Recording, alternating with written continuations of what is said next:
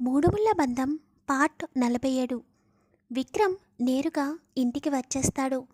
ఇంటికి వచ్చి తన రూమ్కి వెళ్ళి ఫ్రెష్ అయ్యి ఫార్మల్ వేసుకుని అప్పుడే స్టెప్స్ దిగుతూ కిందికి వస్తుండగా తరుణ్ ఇంటి లోపలికి ఎంట్రీ ఇస్తాడు.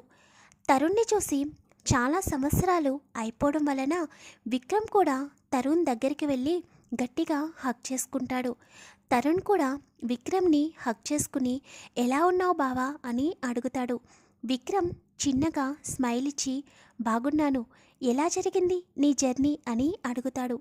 నా జర్నీకి చాలా బాగా జరిగింది, ఈరోజు ఆఫీస్కి వెళ్ళడం లేదా అని విక్రమ్ని అడుగుతాడు. ఆఫ్టర్నూన్ నుండి వెళ్తాను, ఇప్పుడే కదా వచ్చావు, వెళ్ళి త్వరగా ఫ్రెష్ అయ్యిరా అని రూమ్ని చూపిస్తాడు విక్రమ్. విక్రమ్ ఇంట్లో ఉన్న మేడ్కి టిఫిన్ ప్రిపేర్ చేయమని చెప్పి వైష్ణవికి కాల్ చేస్తాడు. వైష్ణవి లిఫ్ట్ చేయకపోయేసరికి పడుకుందని అర్థమవుతుంది. వెంటనే వైష్ణవికి బాడీగార్డ్గా పెట్టిన వ్యక్తికి కాల్ చేస్తాడు. ఎందుకంటే స్టీఫెన్ విక్రమ్ గెస్ట్ హౌస్లో ఉండడం వలన వేరొక వ్యక్తిని వైష్ణవి ఫ్లాట్ దగ్గర ఉంచుతాడు విక్రమ్.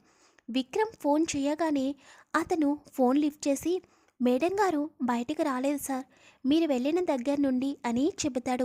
సరే జాగ్రత్తగా చూస్తూ ఉండు, ఎవరైనా అనుమానంగా కనిపిస్తే నాకు వెంటనే కాల్ చేసి చెప్పు, అలాగే మేడం బయటికి వెళ్ళినా కూడా నాకు వెంటనే ఫోన్ చేసి చెప్పు అని సీరియస్గా చెప్పి ఫోన్ కట్ చేస్తాడు విక్రమ్. తరుణ్ విక్రమ్ని ఏమైంది బావా, ఏదైనా ఇష్యూనా అని అడుగుతాడు. అదేమీ లేదు, మావయ్య అత్తయ్య ఎలా ఉన్నారు, డాడ్ దగ్గరికి వెళ్ళావు కదా, ఇప్పుడు డాడీకి హెల్త్ ఎలా ఉంది అని అడుగుతాడు విక్రమ్. అందరూ బాగున్నారు బావా, అను అయితే అసలు కాల్ కూడా చేయడం లేదు, చూసి చాలా సంవత్సరాలు అయ్యింది అని అంటాడు తరుణ్.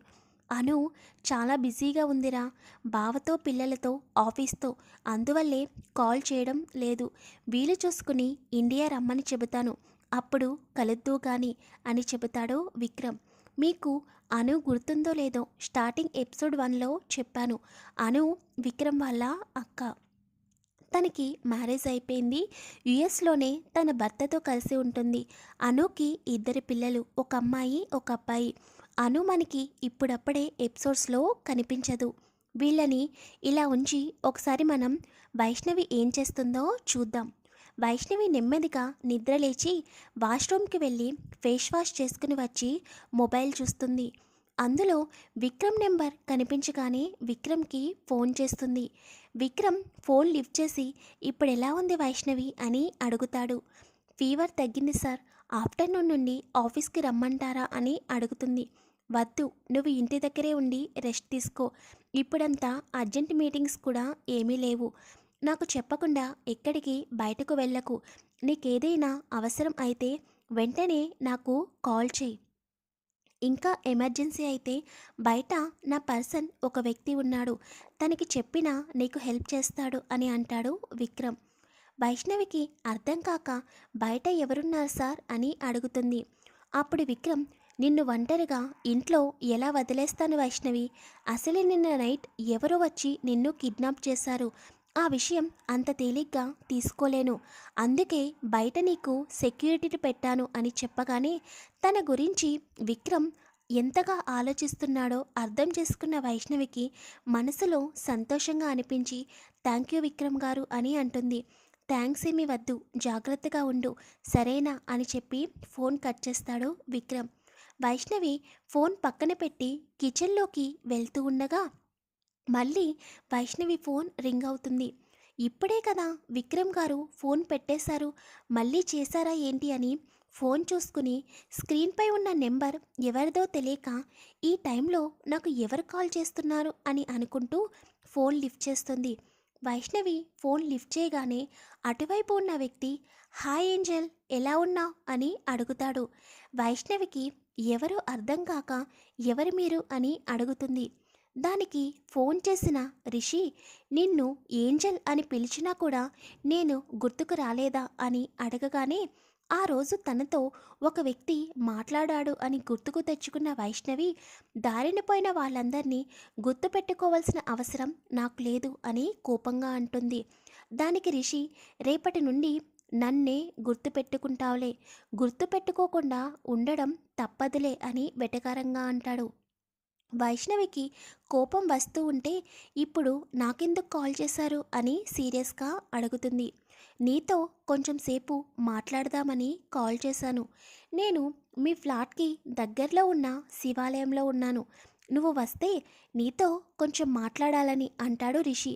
మీతో నాకేంటి మాటలు, మీతో మాట్లాడాల్సిన అవసరం కూడా నాకు లేదు, ఇంకెప్పుడు నాకు కాల్ చేయకండి అని సీరియస్గా చెప్పి ఫోన్ కట్ చేస్తుంది వైష్ణవి.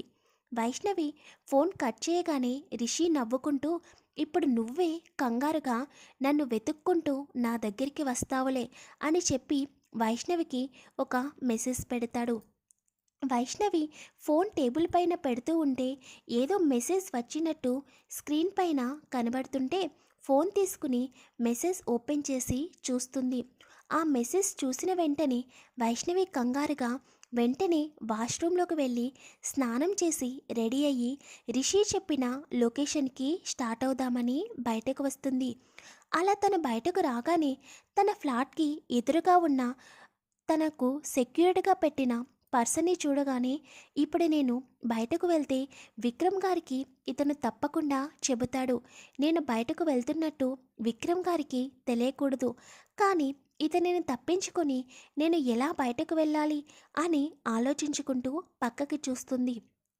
తన పక్క ఫ్లాట్లో ముస్లిం అమ్మాయి తన బాబుతో ఆడుకుంటూ ఉంటుంది. ఆమెను చూడగానే వైష్ణవికి ఒక ఐడియా వచ్చి ఆ అమ్మాయి దగ్గరికి వెళ్ళి, మేడం, నా పేరు వైష్ణవి, నేను రీసెంట్గా మీ పక్కనే ఉన్న ఫ్లాట్లోకి దిగాను అని తను తాను పరిచయం చేసుకుంటుంది. ఆ అమ్మాయి కూడా నవ్వి, చూశాను నేను అని చెప్పి తను కూడా పరిచయం చేసుకుంటుంది. నాకు చిన్న హెల్ప్ కావాలి మేడం అని అడుగుతుంది ఆ అమ్మాయిని. చెప్పండి, ఏం కావాలి అని అడగగానే, నన్ను ఒక పర్సన్ ర్యాగింగ్ చేస్తున్నాడు. ఇప్పుడు నేను ఇలా బయటకు వెళ్తే మళ్ళీ నన్ను గుర్తుపడతాడు. ఇప్పుడు ఆ పర్సన్ ఇక్కడికి వచ్చాడని నాకు కొంచెం అనుమానంగా ఉంది. మీరు ఏమీ అనుకోకపోతే ఒకసారి మీ డ్రెస్ ఇస్తారా అని అడుగుతుంది. ఆ అమ్మాయి దానికి నవ్వి, ఈ రోజుల్లో నార్మల్గా ఉన్న అబ్బాయిల్ని అబ్బాయిలు ఈ రోజుల్లో నార్మల్గా ఉన్న అమ్మాయిల్నే అబ్బాయిలు వదిలిపెట్టడం లేదు.